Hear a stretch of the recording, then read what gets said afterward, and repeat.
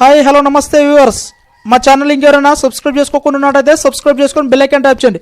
So friends, మనకైతే మాత్రం Telangana state higher education అయితే మాత్రం మనకు మరొక అవకాశం కల్పించింది ఫ్రెండ్స్.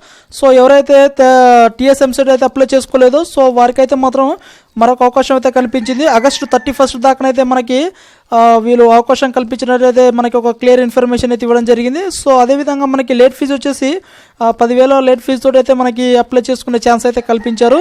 సో ఇక్కడ చూసినట్టయితే మాత్రం తెలంగాణ Eamcet 2020 ఎగ్జామ్ అప్లై చేయలేని విద్యార్థులకు శుభవార్త.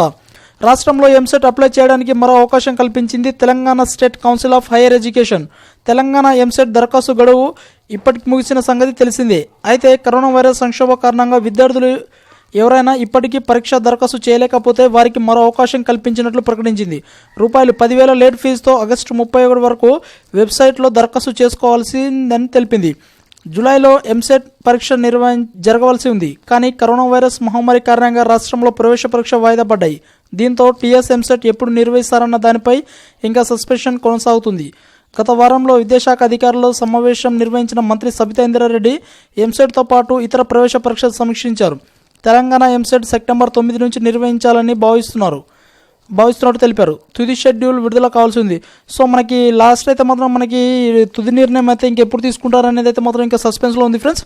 సో మనకి వీళ్ళు తాత్కాలికంగా తీసుకున్న ఆలోచన ప్రకారం అదేవిధంగా TCS టాటా కన్సల్ట్ సర్వీస్ వాళ్ళు ఇచ్చిన స్లాట్స్ను బట్టి అయితే మనకి సెప్టెంబర్ 9 నుంచి అయితే భావిస్తున్నారు.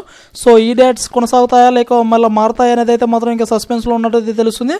సో మనకి ఇంకెవరైనా అప్లై చేసుకోకుండా ఉన్నట్టయితే మాత్రం సో వారికైతే మాత్రం లేట్ ఫీజు తోటి అయితే 10,000 లేట్ ఫీజు తోటి అయితే ఆగస్టు 31 వరకు అయితే మనకు ఈ అవకాశం కల్పించినట్టయితే మనకి ఇక్కడ క్లియర్గా మెన్షన్ చేయడం జరిగింది ఫ్రెండ్స్.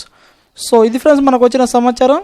సో ఇంకెప్పటికీ మా ఛానల్ ఎవరైనా సబ్స్క్రైబ్ చేసుకోకుండా ఉన్నట్టయితే సబ్స్క్రైబ్ చేసుకొని బెల్ ఐకాన్ ట్యాప్ చేయండి. వీలైనంత సమాచారం మీకు చేకూరేలా నేను ప్రయత్నం చేస్తాను. Thank you.